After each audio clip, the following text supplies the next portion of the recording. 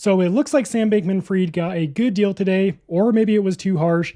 Either way, prosecutors sentenced him to 25 years in federal prison for stealing more than $8 billion worth of customer funds from his once popular crypto exchange FTX. I say it's a good deal because prosecutors were actually pushing for a 40 to 50 year sentence, whereas Sam's defense attorney was hoping for basically anything less than a 6-year sentence. So I guess they decided to meet somewhere in the middle and settled on a 25-year prison sentence. But how did Sam end up with a 25-year federal prison sentence? Well, here's what happened. Back in 2019, Sam founded a crypto exchange called FTX, and with the help of celebrity endorsements from icons like Tom Brady, by 2022, FTX became the third largest crypto exchange in the world by volume. In fact, at its height, FTX was worth an estimated $30 billion, while Sam himself was worth more than $20 billion. But how did Sam get so wealthy? Well, he thought it would be a good idea to steal all of his customers' funds from the FTX platform and use them for his personal finances. So he used this money for personal investments in addition to covering expenses for his hedge fund that he created in 2017 called Alameda Research. So at the time, back in 2017, the price of cryptocurrencies were different on different exchanges and in different countries. So Sam and his college buddies decided to take advantage of this and basically buy low and sell high, also known as arbitrage trading.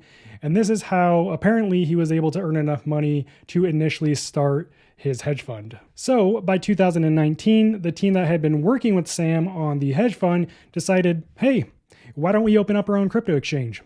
What could go wrong? And it was all in perfect timing because come 2021, the bull run took off and FTX followed. Fast forward to 2022, FTX scored a commercial in the Super Bowl. And I'm never wrong about this stuff. Never.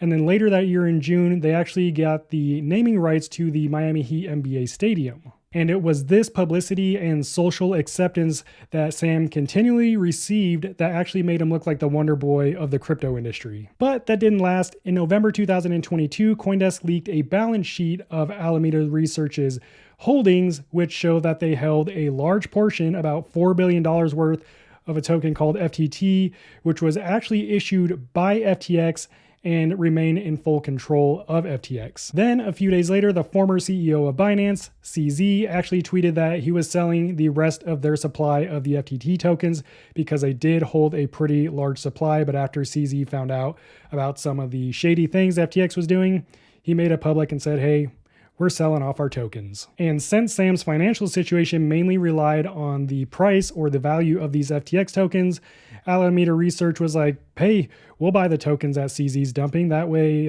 well, at least they hope that it would maintain the price of the token, but it didn't work out that way. Their plan ultimately failed, and within a few days, they admitted that they were running out of funds. And then on November 10th, FTX tweeted that all withdrawals were suspended, and Sam told his team internally that he needed time to come up with money. It was at this moment that everyone who held funds on FTX went into mass panic mode, and at this time there were about 1 million users, probably even more, of the FTX platform.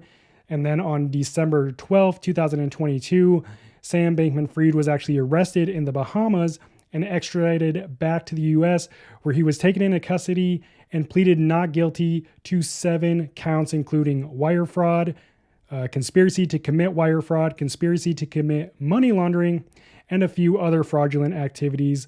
He's basically the gold medalist of financial fraud. After that, they set his bail to a measly $250 million, which 2 Stanford scholars actually co-signed for, allowing Sam to sit at his parents' house on house arrest in California and just think about all the things that he's done. That was until the judge revoked his bail and sent him to jail because they had probable cause to believe that he tried to tamper with witnesses at least twice. Now fast forward to March 28th, 2024, and Sam Bankman-Fried has been sentenced to 25 years in federal prison.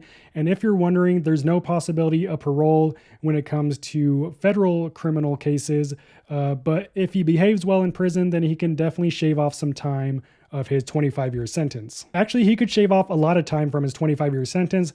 About half that time could be shaved off, according to a former federal prosecutor, Mitchell Edner, who said SBF may serve as little as 12 and a half years if he gets all of the jailhouse credit available to him. So basically, he needs to be on his best behavior. The crazy thing about this whole ordeal to me is that a lot of people actually looked up to Sam in the crypto industry, and they felt comfortable and safe keeping their crypto on the FTX exchange. It wasn't until it was too late, literally the day where Sam or FTX announced that you could not withdraw your crypto, that's when people realized that they messed up. And this is exactly why I'm always saying to get your crypto into a self-custodial cold storage wallet, because it doesn't matter how much you trust an exchange or how reputable you think they are, because FTX proves that it only takes a day, or it can literally happen overnight, that an exchange could collapse and your crypto is stuck on that exchange and you lose all of your money. So in these next videos, I show you exactly how to manage your crypto securely using a hardware wallet, and I share some of my favorite wallets with you. So please check those out. Stay safe out there, and I'll see you next time. Peace.